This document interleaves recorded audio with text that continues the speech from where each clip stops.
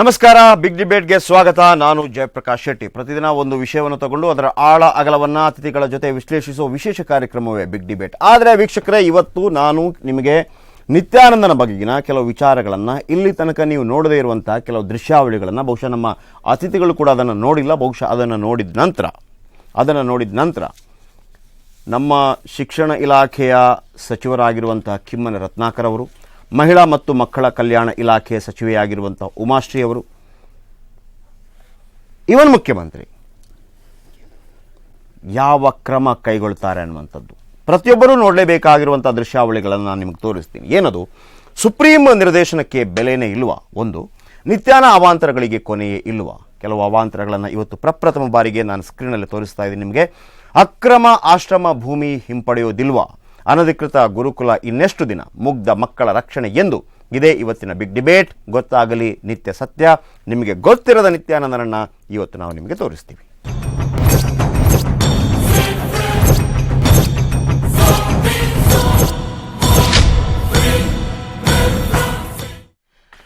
S ವೀಕ್ಷಕರೇ, ಗೊತ್ತಾಗಲಿ ನಿತ್ಯ ಸತ್ಯ ಇವತ್ತಿನ ಬಿಗ್ ಡಿಬೇಟ್. ನಾನು ಹೇಳಿದೆ ನಿಮಗೆ ಕೆಲವು ಇಲ್ಲಿ ತನಕ ನೋಡಿರೋದಂಥ ಕೆಲವು ದೃಶ್ಯಾವಳಿಗಳನ್ನ ನಾನು ನಿಮಗೆ ತೋರಿಸ್ತೀನಿ. ಇಲ್ಲಿ ತನಕ ಆತನ ಪುರುಷತ್ವ ಪರೀಕ್ಷೆ ವಿಚಾರವಾಗಿ ಏನೆಲ್ಲ ರಾದ್ದಾಂತಗಳಾಯಿತು ಅನ್ನುವಂಥದ್ದು, ಅದರ ಜೊತೆಗೆ ಈ ಹಿಂದೆ ಆತನ ಕರ್ಮಕಾಂಡಗಳನ್ನೆಲ್ಲ ನಾವು ಒಂದೊಂದಾಗಿ ಬಿಚ್ಚಿಡ್ತಾ ಹೋದ್ವಿ. ಆದರೆ ಕೆಲವು ದೃಶ್ಯಾವಳಿಗಳು, ನೀವು ನೋಡಲೇಬೇಕಾಗಿರುವಂಥ ದೃಶ್ಯಾವಳಿಗಳು, ಇವತ್ತಿನ ಸಬ್ಜೆಕ್ಟ್ ಕೂಡ ಬಹಳ ಮುಖ್ಯವಾಗಿರುತ್ತೆ. ಅದಕ್ಕಿಂತ ಮೊದಲು ಒಂದು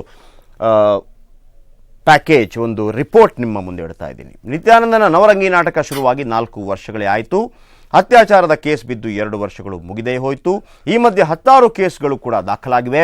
ಇಷ್ಟೆಲ್ಲ ಆದರೂ ನಿತ್ಯ ತಾನೇ ಸತ್ಯ ಅಂತಿದ್ದಾನೆ. ಅವನು ಸತ್ಯವೋ ಸುಳ್ಳೋ ಅನ್ನೋದನ್ನು ಮೌಲ್ಯಮಾಪನ ಮಾಡಿ ಹೇಳಬೇಕಿರೋ ಸರ್ಕಾರ ಹಾಗೂ ಸಂಬಂಧಪಟ್ಟ ಇಲಾಖೆಗಳು ಸುಮ್ಮನಿವೆ. ಆದರೆ ರಾಜ್ಯದ ಅಷ್ಟು ಜನರ ಪರವಾಗಿ ನಾವು ಕೇಳ್ತಿದ್ದೀವಿ, ನಮಗೀಗ ಗೊತ್ತಾಗಬೇಕಿದೆ ನಿತ್ಯ ಸತ್ಯ. ನಿತ್ಯ ಸತ್ಯನೋ ಮಿಥ್ಯಾನೋ ಅನ್ನೋ ಡೌಟ್ ಇದ್ದರೆ ಈ ರಿಪೋರ್ಟ್ ನೋಡಿಬಿಡಿ.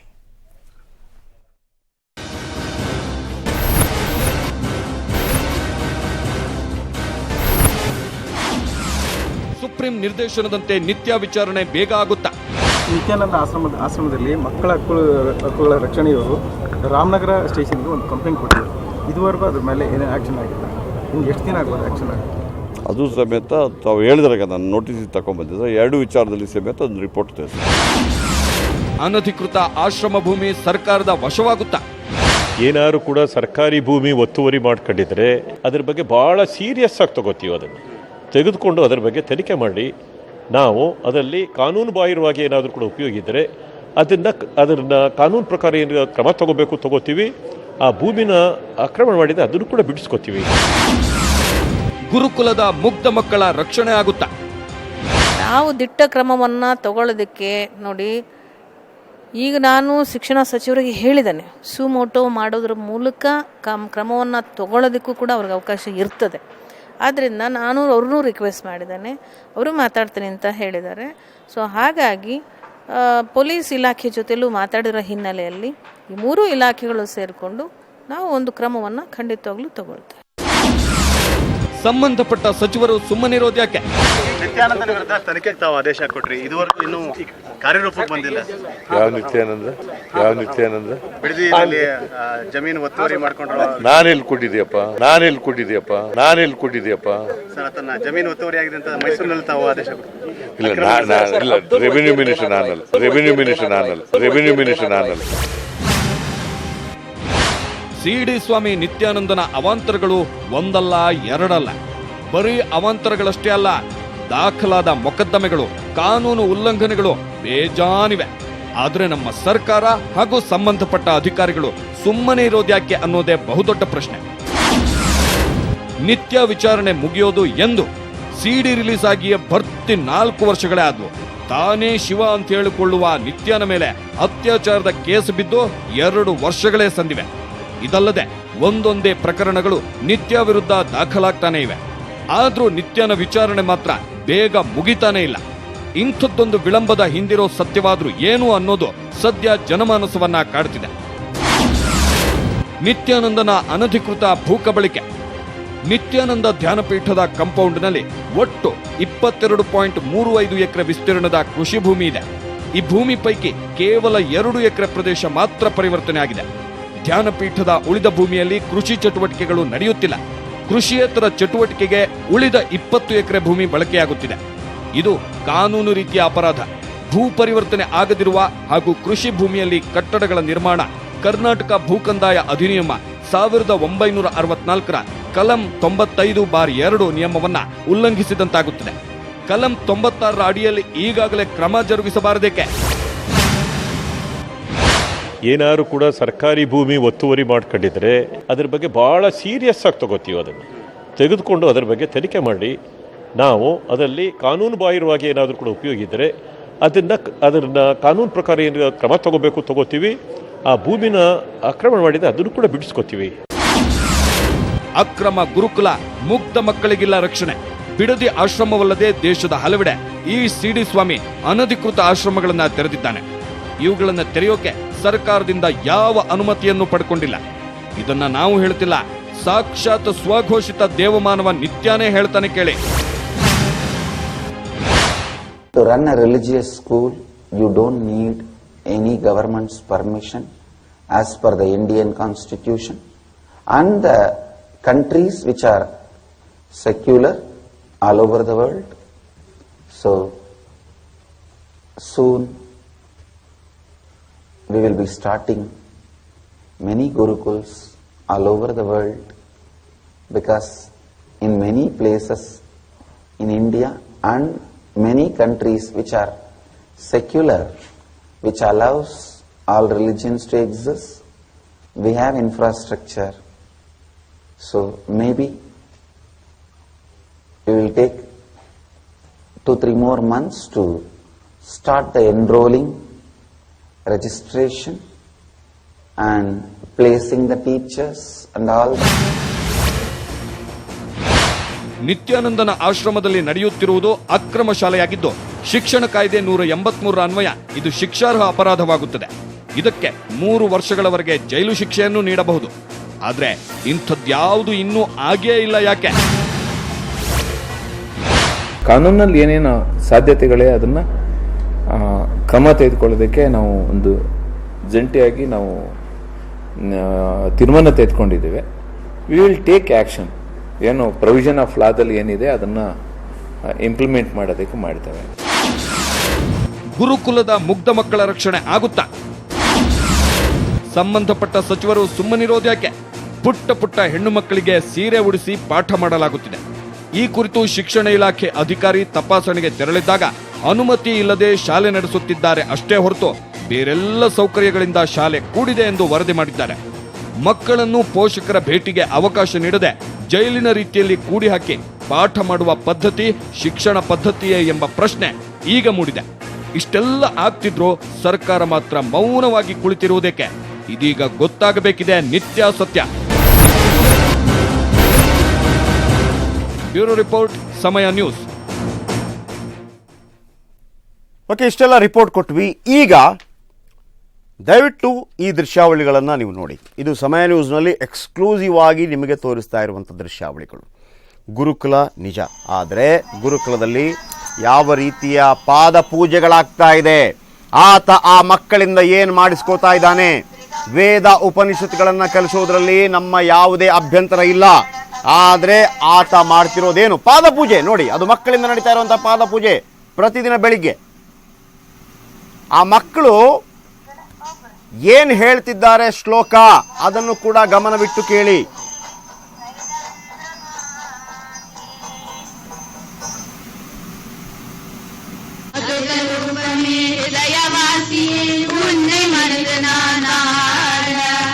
உன்னை பார்க்கவே பார்த்த ரசிக்கவே என்னை மறந்து நானாட. உன்னை பார்க்கவே பார்த்து ரசிக்கவே என்னை மறந்து நானாட. உன்னை பார்க்கவே பார்த்து ரசிக்கவே என்னை மறந்து நானாட. உன்னை பார்க்கவே பார்த்து ரசிக்கவே என்னை மறந்து நானாட. உன்னை பார்த்ததும் ஜீவன் முக்தியோ, உன்னை பார்த்ததும் ஜீவன் முக்தியோ, உன் சிரிப்புதான் சூரிய ஒளியோ. ரூபமே இதயவாசியே உன்னை மறந்து நானாட. உன்னை பார்க்க மறந்து நானாட உன்னை பார்க்கவே பார்த்து ரசிக்கவே என்னை மறந்து நானாட உன்னை பார்க்கவே பார்த்து ரசிக்கவே என்னை மறந்து நானாட உன்னை பார்க்கவே பார்த்து ரசிக்கவே என்னை மறந்து நானாட உன்னை பார்த்ததும் ஜீவன் முக்தியோ உன்னை பார்த்ததும் ஜீவன் முக்தியோ உன் சிரிப்புதான் சூரிய ஒளியோ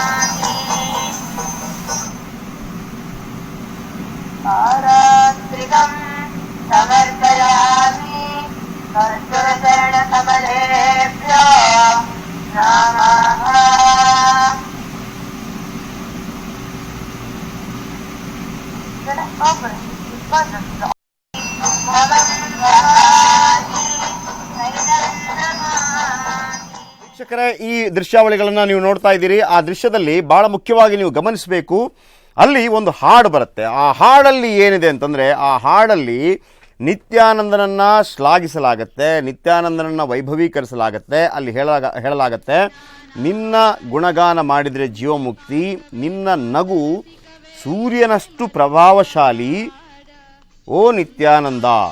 ಆಮೇಲೆ ಎಲ್ಲ ಮಕ್ಕಳು ಮಂತ್ರ ಪಠಿಸ್ತಾ ಇದ್ದಾರೆ, ಓಂ ಹ್ರೀಂ ನಿತ್ಯಾನಂದಾಯ ನಮಃ.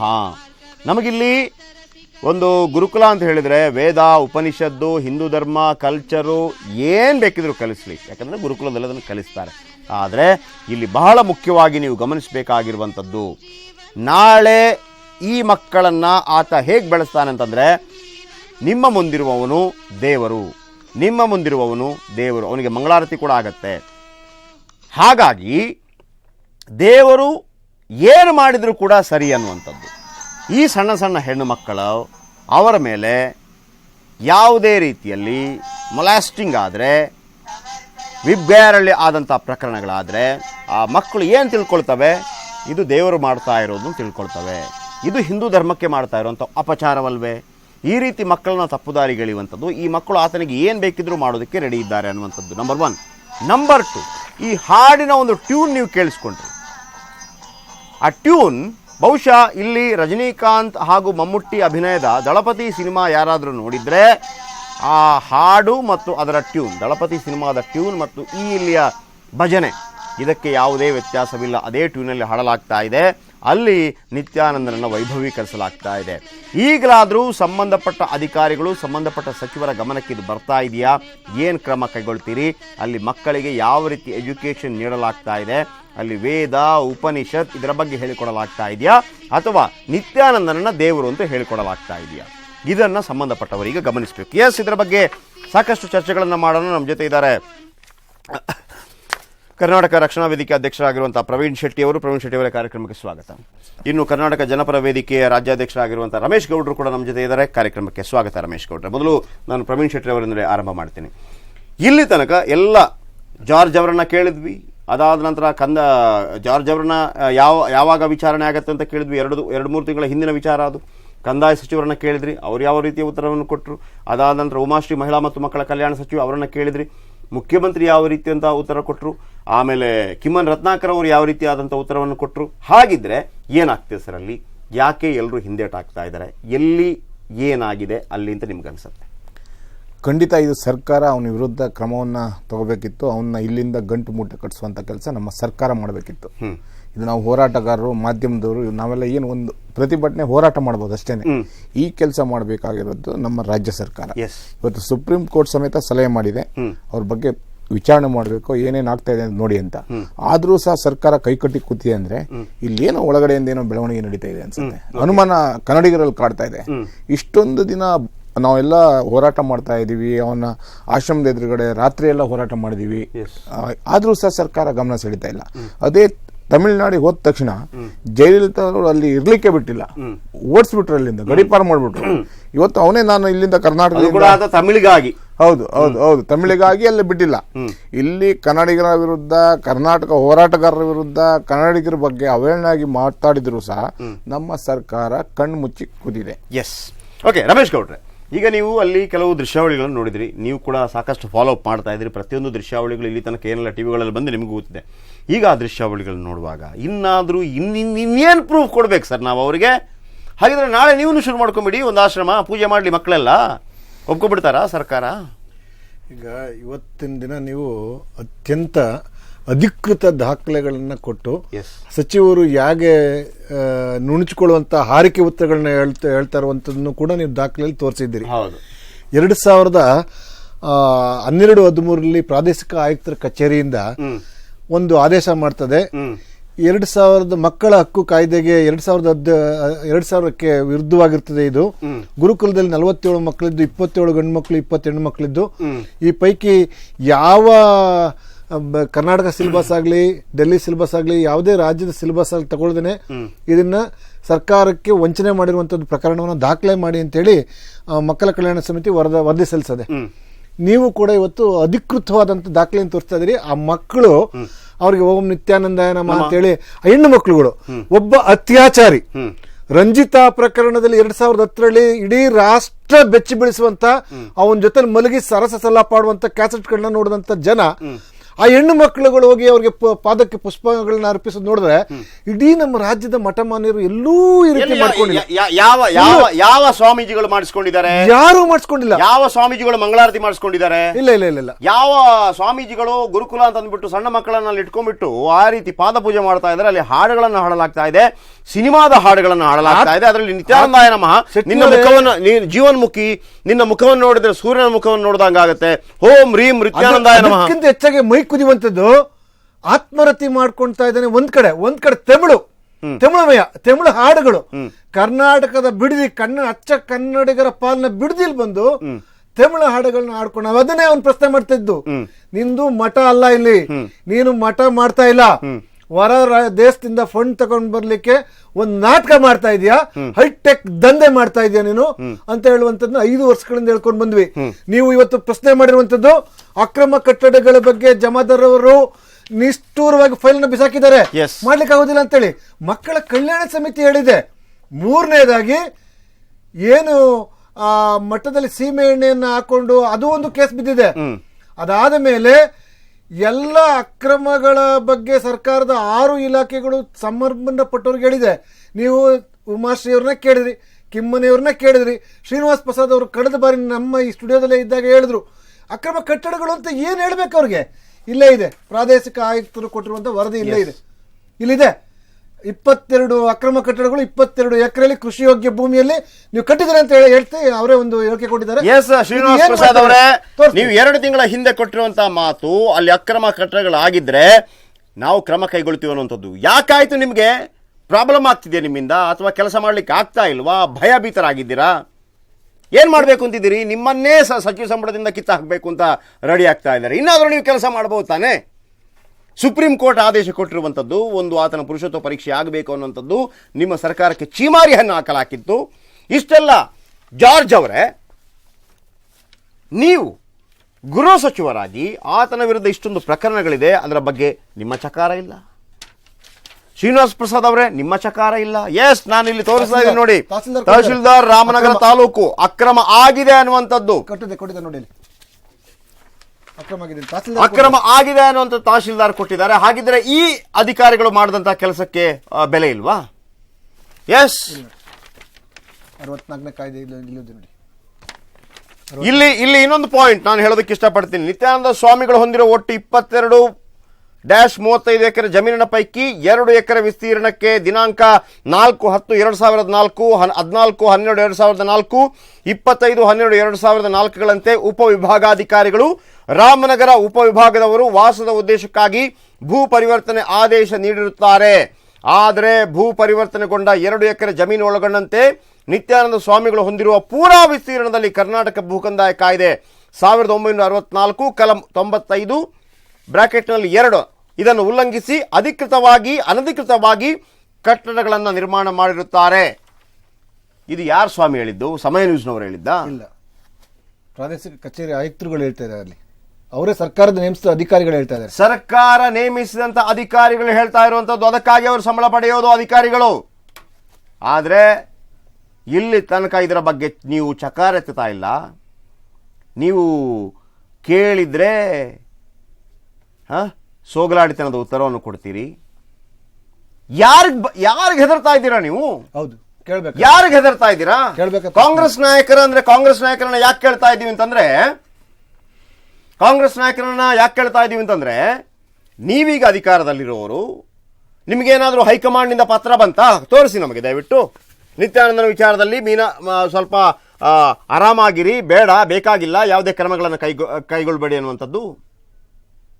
ವಿಬ್ಗರ್ ಶಾಲೆಯಲ್ಲಿ ಆಯ್ತಲ್ಲ, ನಾಳೆ 96 ಹೆಣ್ಣು ಮಕ್ಕಳಿದ್ದಾರೆ, ಅವನ ಪೂಜೆ ಮಾಡ್ತಾ ಇದ್ದಾರೆ, ಪಾದ ಪೂಜೆ ಮಾಡ್ತಾ ಇದ್ದಾರೆ, ನಿತ್ಯಾನಂದಾಯ ನಮಃ ಅಂತ ಹೇಳ್ತಾ ಇದ್ದಾರೆ. ಆತ ಸ್ವತಃ ದೇವರು ಅಂತ ಅವರ ಮುಂದೆ ಬಿಂಬಿಸ್ಕೊಳ್ತಾ ಇದ್ದಾನೆ.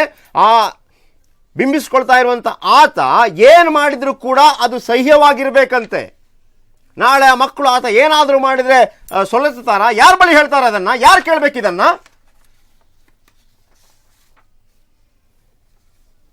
ಅಷ್ಟೇ ಅಲ್ಲ, ಆ ಮಕ್ಕಳು ಹಾಡ್ತಿರೋ ಹಾಡನ್ನ ಇನ್ನೊಮ್ಮೆ ಕೇಳಿಸ್ಕೊಳ್ಳಿ ದಯವಿಟ್ಟು.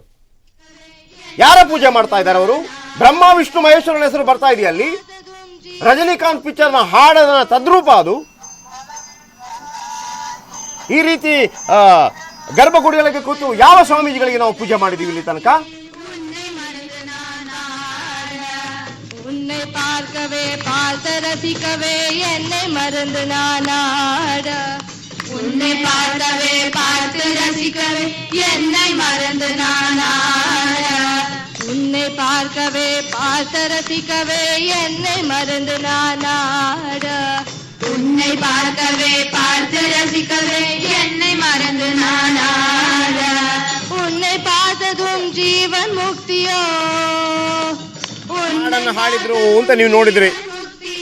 ಜೀವನ ಮುಕ್ತಿ ಅಂತೆ, ಆತನ ಮುಖವನ್ನು ನೋಡಿದ್ರೆ ಸೂರ್ಯನ ಮುಖವನ್ನು ನೋಡಿದಾಗಂತೆ, ಓಂ ರೀಂ ನಿತ್ಯಾನಂದಾಯ ನಮಃ ಅಂತೆ.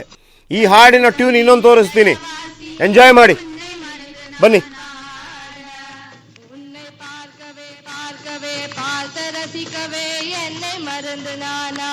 యమునా తటిలో నల్లనయ్యకై ఎదురు చూసెనే రాధా. ప్రేమ పొంగుల పసిడి వన్నెలే వాడిపోయెను కాదా. రేయి గడిచెను పగలు గడిచెను మాధవుండురాలేదే. రాసలీలల రాజురానిదే రాగబంధమే లేదే. యదుకుమారుడే లేని వేళలో వెతలు రగిలినే రాధ గుండెలో. యదుకుమారుడే లేని వేళలో వెతలు. ಮಕ್ಕಳು ಏನು ಹಾಡ್ತಾರೆ ಕೇಳೋಣ. ಇದು ತೆಲುಗು ಅವತರಣಿಕೆಯದ್ದು. என்னை மறந்து நானாட. உன்னை உன்னை பார்த்தவே பார்த்து ரசிக்கவே என்னை மறந்து நானாட உன்னை பார்த்ததும் ஜீவன் முக்தியோ உன்னை பார்த்ததும் ஜீவன் முக்தியோ உன் சிரிப்புதான் சூரிய ஒளிಯೋ ಉನ್ ಚಿರಿಪು ಏನೋ ಸೂರ್ಯನ ಇದಂತೆ, ಸೂರ್ಯನ ನೋಡ್ದಂಗಂತೆ ಅವನ ನಗು. ನಿತ್ಯಾನಂದಾಯ ನಮಃ. ಎಸ್, ಈಗ ಏನು ಹೇಳ್ತೀರಿ ಸಚಿವರೇ ಕಿಮ್ಮನ್ ರತ್ನಾಕರ್ ಅವರೇ? ಅಲ್ಲಿ ಪರವಾನಗಿ ಇಲ್ಲ ಶಾಲೆ ನಡೆಸೋಕೆ, ನಡೆಸ್ತಾ ಇದ್ದಾನೆ. ಮಹಿಳಾ ಮತ್ತು ಮಕ್ಕಳ ಕಲ್ಯಾಣ ಸಚಿವ ಉಮಾಶ್ರೀ ಅವರೇ, ವಿಬ್ಗಯಾರಲ್ಲಿ ಆದಂಗಿಲ್ಲ ಆದ್ರೆ ಏನು ಮಾಡ್ತೀರಿ? ಎಸ್ ಪ್ರವೀಣ್ ಶೆಟ್ಟರ್ ಹೇಳಿ. ಇಂಥ ವಿಚಾರಗಳಿರುವಾಗ ಈ ರೀತಿ ಅಧಿಕೃತವಾಗಿ ಕೊಟ್ಟಿರುವಂಥದ್ದು ನೋಡಿ, ಇಲ್ಲಿ ಹೇಳುತ್ತೆ ಸರ್ಕಾರ, ಇಲ್ಲಿ ತಹಶೀಲ್ದಾರ್ ರಾಮನಗರ ತಾಲೂಕು ತಹಶೀಲ್ದಾರ್ ಅವರು ಹೇಳ್ತಾರೆ ಅನಧಿಕೃತವಾಗಿ ಕಟ್ಟಲ್ಪಟ್ಟಿದೆ ಅನ್ನುವಂಥದ್ದು. ಅದರ ಬಗ್ಗೆ ಯಾರು ಸೊಲೆತ್ತಾ ಇಲ್ಲ. ಕರ್ನಾಟಕದ ಎಲ್ಲ ಅಧಿಕಾರಿಗಳು ನಿಷ್ಠೆಯಿಂದ ಕೆಲಸ ಮಾಡ್ತಾರೆ. ಅವ್ರಿಗೆ ಕೆಲಸ ಮಾಡ್ಲಿಕ್ಕೆ ಈ ರಾಜಕಾರಣಿಗಳು ಬಿಡಲ್ಲ ಅಂತ ನೇರವಾಗಿ ಹೇಳ್ಬೋದು. ಲೋಕಸಭಾ ಸದಸ್ಯರು ಉಸಿರೆತ್ತಾ ಇಲ್ಲ, ಅಲ್ಲಿ ಶಾಸಕರು ಉಸಿರೆತ್ತಾ ಇಲ್ಲ, ಯಾರು ಸಹ ರಾಜಕಾರಣಿಗಳು ಉಸಿರೆತ್ತಾ ಇಲ್ಲ. ಅವ್ರಿಗೆ ಸಂಪೂರ್ಣವಾದ ಬೆಂಬಲವನ್ನು ಅವ್ರು ಕೊಡ್ತಾ ಇದ್ದಾರೆ ಅಂದರೆ ಖಂಡಿತ ತಪ್ಪಾಗಲಾರದು. ಇವತ್ತು ಕರ್ನಾಟಕದ ಮಠ ಮಂದಿರಗಳು, ತುಮಕೂರು ಸಿದ್ಧಗಂಗಾ ಮಠ, ಎಷ್ಟು ಜನ ಮಕ್ಕಳಿಗೆ ಎಜುಕೇಶನ್ ಕೊಡ್ತಾ ಇದ್ದಾರೆ ಫ್ರೀಯಾಗಿ, ಖಂಡಿತ ಎಷ್ಟು ಜನ ಮಕ್ಕಳಿಗೆ ಊಟ ಕೊಡ್ತಾ ಇದ್ದಾರೆ. ಇವನು ನೋಡಿದ್ರೆ ಪೂಜೆ ಆರತಿ ಮಾಡಿಸ್ಕೊತಾ ಇದ್ದಾನೆ. ನಮ್ಮಲ್ಲಿ ದೇವರಿಗೆ ಬಿಟ್ರೆ ಇನ್ಯಾರಿಗೂ ಆರತಿ ಮಾಡೋದು ನಾನು ನೋಡಿಲ್ಲ. ಆ ಮಕ್ಕಳು ಮುಗ್ಧ ಮಕ್ಕಳು, ಅವರೇ ದೇವರಿಗೆ ಸಮಾನ ಮಕ್ಕಳು. ಇದನ್ನ ಕೇಳೋರು ಹೇಳೋ ನಮ್ಮ ಸರ್ಕಾರ ಏನಾಗಿದೆ, ಗೃಹ ಸಚಿವರು ಏನಾಗಿದ್ದಾರೆ, ಕಂದಾಯ ಸಚಿವರು. ಇಲ್ಲಿ ಧರ್ಮಸ್ಥಳದಲ್ಲಿ ವೀರೇಂದ್ರ ಹೆಗಡೆ ಅವರಿದ್ದಾರೆ, ಅವರೇನು ಪೂಜೆ ಮಾಡಿಸ್ಕೊಂಡ್ರ? ಏನಿಲ್ಲ. ಅವರೇನು ಪಾದ ಪೂಜೆ ಮಾಡಿಸ್ಕೊಂಡ್ರ? ಆಯ್ತಪ್ಪ, ಗುರುಗಳಿಗೆ ಒಂದಿರುತ್ತೆ, ಹೇಳೋದು ಬೇಡ. ನಮ್ಮ ಪೇಜಾವರ ಶ್ರೀಗಳು ಪೂಜೆ ಏನು ಆರತಿ ಮಾಡಿಸ್ಕೊಂಡ್ಬಿಟ್ರ? ಏನು ವಿಶೇಷ ತೀರ್ಥ ಆಯ ನಮಃ. ಹೆತ್ತ ತಂದೆ ತಾಯಿಗಳಿಗೆ ಇವತ್ತು ಪೂಜೆ ಮಾಡಲ್ಲ. ಅದರಲ್ಲಿ ಇವನು ಯಾವ ದೇವರಂತ ಇವನಿಗೆ ಪೂಜೆ ಮಾಡ್ತಾರೆ. ವರ್ಷಗಳ ಕಾಲ ವೀಕ್ಷಕರ ಒಂದು ಗಮನಿಸಬೇಕು, ಟೀಕೆ ಟಿಪ್ಪಣಿಗಳು ಎಲ್ಲ ವಿಚಾರಗಳಲ್ಲೂ ಬರುತ್ತೆ, ಇನ್ಕ್ಲೂಡಿಂಗ್ ಸತ್ಯಸಾಯಿ ಬಾಬಾ ಅವರ ವಿಚಾರದಲ್ಲೂ ಕೂಡ ಬಂದಿತ್ತು. ಆದರೆ ಒಂದು ಕಡೆ ಅದನ್ನು ಇಟ್ಟರೂ ಕೂಡ ಅವರು ಮಾಡಿದಂಥ ಸಾಮಾಜಿಕ ಸೇವೆಗಳು, ಕ್ಯಾನ್ಸರ್ ಆಸ್ಪತ್ರೆ, ನೀರಾವರಿ, ಅನಂತಪುರ ಅನ್ನುವಂಥ ಒಂದು ಕುಗ್ರಾಮ, ಅಲ್ಲಿ ಫ್ಲೋರೈಡ್ ವಾಟರ್, ನೀರು ಕುಡಿಯೋಕ್ಕೆ ಸಾಧ್ಯ ಇರಲಿಲ್ಲ ಅಂತ ಇಡೀ ಅನಂತಪುರ ಜಿಲ್ಲೆಗೆ ನೀರು ಕೊಡಿಸಿದಂಥ ಮಹಾನ್ ವ್ಯಕ್ತಿಯವರು. ಏನಿದೆ ಒಂದು ಈ ಮಕ್ಕಳಿಗೆ ಶಿಕ್ಷಣ ಕೊಡ್ತೇವೆ ಅನ್ನುವಂಥ ನೆಪದಲ್ಲಿ ಪಾದಪೂಜೆ ಮಾಡಿಸ್ಕೊಳ್ತಾ ಇರುವಂಥದ್ದು, ಓಂ ಹ್ರೀಂ ನಿತ್ಯಾನಂದಾಯ ನಮಃ ಅಂತ ಹೇಳ್ತಾ ಇರುವಂಥದ್ದು. ಆಮೇಲೆ ಈತ ಏನು ಮಾಡಿದ್ರು ಕೂಡ ಅದನ್ನು ಒಪ್ಕೋಬೇಕಂತೆ. ಸಣ್ಣ ಪುಟ್ಟ ಮಕ್ಕಳು ನೆನಪಿಟ್ಕೊಳ್ಳಿ, ನಾಳೆ ಅಲ್ಲಿ ಏನಾದರೂ ಹೆಚ್ಚು ಕಡಿಮೆ ಆದರೆ ಕೇಳಬೇಡಿ, ಮಾಧ್ಯಮಕ್ಕೆ ಗೊತ್ತಿರಲ್ವ ಅಂತ ಕೇಳಬೇಡಿ, ಎಚ್ಚರಿಸ್ತಾ ಇದ್ದೀವಿ. ಆತ 6 ವರ್ಷದ ಹುಡುಗ ಅಂತ ಹೇಳ್ದ, ಅಲ್ಲೂ ಕೂಡ ಇರುವಂಥದ್ದು 6-8 ವರ್ಷದ ಮಕ್ಕಳೇ. ಇವತ್ತು ಪುರುಷತ್ವ ಪರೀಕ್ಷೆ ಸಾಬೀತಾಯ್ತಾನೆ. ಯಾಕೆ ಗೊತ್ತಿರಲಿಲ್ವಾ? 6 ವರ್ಷದ ಪುರುಷ ಅಂತ ಹೇಳಿದ ತಕ್ಷಣ, ಮಗು ಅಂತ ಹೇಳಿದ ತಕ್ಷಣ ನಂಬ್ಕೊಂಡ್ಬಿಟ್ರ? ಸುಪ್ರೀಂ ಕೋರ್ಟ್ ಇದೆ ನಮ್ಮಲ್ಲಿ. ಆದರೆ ಈ ಅಧಿಕಾರಿಗಳು ಇಷ್ಟೆಲ್ಲ ಕೆಲಸ ಮಾಡಿದ್ರು ಕೂಡ ರಾಜಕಾರಣಿಗಳು. ನಾವು ಕೇಳ್ತಾ ಇರೋದು, ರಾಜ್ಯದ ಸಚಿವರುಗಳನ್ನು ಕೇಳ್ತಾ ಇರೋದು, ಹೈಕಮಾಂಡ್ನಿಂದ ಯಾರಾದರೂ ನಿಮಗೆ ಪತ್ರ ಬರೆದ್ರಾ ಆತನ ವಿಚಾರಕ್ಕೆ ಹೋಗಬೇಡಿ ಅಂತ? ಎಲ್ಲ ವಿಚಾರಗಳಲ್ಲಿ ಬಿಜೆಪಿ ಬರುತ್ತೆ ವಿರೋಧ ಪಕ್ಷವಾಗಿ, ಇದರ ಬಗ್ಗೆ ಸೊಲ್ಲೆತ್ತಿದ್ರ ನೀವು? ಇವರನ್ನು ಹೇಳ್ತೀರಾ ನೀವು ಹಿಂದೂ ಧರ್ಮ ಸ್ಥಾಪಕರು ಅಂತೇಳಿ, ಸಂಸ್ಥಾಪಕರು ಅಂತೇಳಿ ಇವರನ್ನು ಹೇಳ್ತೀರಾ? ಎಂತೆಂಥ ದಾರ್ಶನಿಕರನ್ನು ಕಂಡಿದ್ದೀವಿ ನಾವು. ನಿಜ, ರಾಮಕೃಷ್ಣ ಪರಮಹಂಸರಿಗೆ ಮದುವೆಯಾಗಿತ್ತು, ಶಾರದಾ ದೇವಿ ನಮ್ಮ ಮಾತೃ ಸಮಾನ ಅವರು. ಶಂಕರಾಚಾರ್ಯರು ಅವರ ತಾಯಿಯ ಏನು ಕೊನೆಗಳಿಗೆ ಅಂತಿಮ ಸಂಸ್ಕಾರವನ್ನು ಮಾಡಿದ್ದಕ್ಕೆ ಅವರನ್ನು ದೂರ ಬಿಡಲಾಗತ್ತೆ. ಆದರೆ ಅವರು ಹೇಳ್ತಾ ಇರೋದು ಅಮ್ಮ. ಅಂಥ ಸಂಬಂಧಗಳು ಕೂಡ ಇಲ್ಲ ಸನ್ಯಾಸಿ ಆದವರಿಗೆ. ಇವನಿಗೆ ಯಾಕೆ ಬೇಕು? ರಂಜಿತ ಯಾಕೆ ಬೇಕು? ಸನ್ಯಾಸಿಯಾಗಿ ಯಾಕೆ ಬೇಕು? ಹಿಸ್ಟ್ರಿ ಗೊತ್ತಿಲ್ವ ನಮಗೆ? ನಮ್ಮ ಸನಾತನ ಧರ್ಮದ ಬಗ್ಗೆ ನಮ್ಗೆ ಗೊತ್ತಿಲ್ವಾ? ನಡೆದಾಡುವ ದೇವರು ಸಿದ್ಧಗಂಗಾ ಶ್ರೀಗಳು. ಅಲ್ಲಿ ಅವ್ರ ಜಾತಿ ಗೀತಿ ಅಥವಾ ಅವರ ಪೂಜೆಯನ್ನು ಮಾಡಕ್ಕೆ ಹೇಳಿದಾರಾ? ಊಟ ಕೊಡ್ತಾರೆ, ಶಿಕ್ಷಣ ಕೊಡ್ತಾರೆ, ಮಕ್ಕಳನ್ನು ಒಂದು ಎತ್ತರದ ಸ್ಥಾನಕ್ಕೇರಿಸ್ತಾರೆ. ಧರ್ಮಸ್ಥಳ ಧರ್ಮಾಧಿಕಾರಿ ಕಾವಂದ್ರು ಅಂತ ಕರೀತಾರೆ. ಪೂಜೆ ಮಾಡಿಸ್ಕೊಂಡ್ರ ಅವರು? ಮಕ್ಕಳಿಂದ ಪಾದ ಪೂಜೆ ಮಾಡಿಸ್ಕೊಂಡ್ರ? ಓಂ ಏನು ವೀರೇಂದ್ರ ಹೆಗ್ಗಡೆಯ ನಮ ಅಂತ ಶ್ಲೋಕ ಬಂತ ಅಲ್ಲಿ. ಎಷ್ಟು ಕ್ಯಾಸೆಟ್ ಸೇಲ್ ಆಗುತ್ತೆ ಧರ್ಮಸ್ಥಳದಲ್ಲಿ? ಎಷ್ಟು ಕ್ಯಾಸೆಟ್ ಸೇಲ್ ಆಗುತ್ತೆ ತುಮಕೂರು ಸಿದ್ಧಗಂಗಾ ಮಠದಲ್ಲಿ? ಯಾರಾದರೂ ಮಾಡಿಸ್ಕೊಂಡ್ರ? ಎಷ್ಟು ಜನ ಬರ್ತಾರೆ? ಎಷ್ಟು ಕೋಟಿ ಲೆಕ್ಕದಲ್ಲಿ ಜನ ಬರ್ತಾರೆ. ಇನ್ನೂ ಕೂಡ ನಿಮ್ಗೆ ಅರ್ಥ ಆಗೋದಿಲ್ಲ ಅಂತಂದ್ರೆ ಎಸ್, ನಿಮ್ಮ ಅಭಿಪ್ರಾಯಗಳನ್ನು ನೀವು ಹೇಳ್ಬೋದು ಒಂದು ಬ್ರೇಕ್ ಆದಮೇಲೆ.